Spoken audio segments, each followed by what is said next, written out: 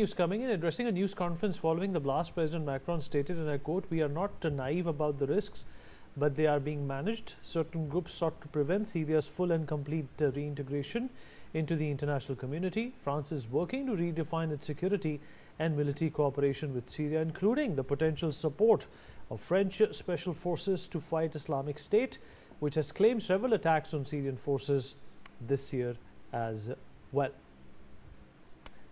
Right, General Sudhakarji, ISIS keeps coming up. There was a time briefly in the middle as well where ISIS was completely removed, from the international psyche. Do you think that there is some sort of a comeback also being hinted here because of these attacks?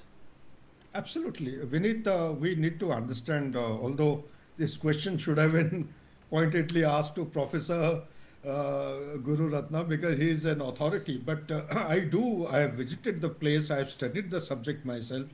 So whatever best I can actually join the dots, there is a revival of ISIS, in my opinion, although we claim that in 2017 the backbone of ISIS had been decimated and it had been destroyed. I'm talking about the caliphate across Syria and Iraq, distance of 267 kilometers.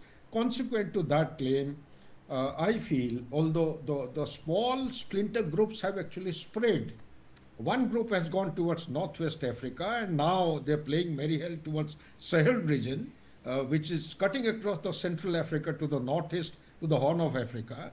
The other one is Levante area that we talk of, with this Israel, Mediterranean coast, Syria, this happens to be the Levante area. The third is the most dangerous one, which is the ISKP, the Khorasan, that is Central Asia, and you have Afghanistan, Pakistan, and the South Asia. Lately, I have been reading lots of articles, international journals and all, that although they have not been successful post-2019, but there is an all-out effort of ISIS in extending the caliphate right across Southeast Asia to Australia. And what happened in Australia a couple of months back is a manifestation of what I am saying. So therefore, definitely to answer your question, there is a revival of ISIS in multiple forms. But if you allow me, Vineet, I wish to make a very important point that is flitting through my mind.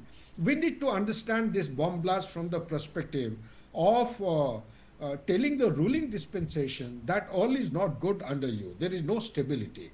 And also giving a message to Macron, because he has his hands full in the domestic constituency. He's looking out for avenues which will give him kudos.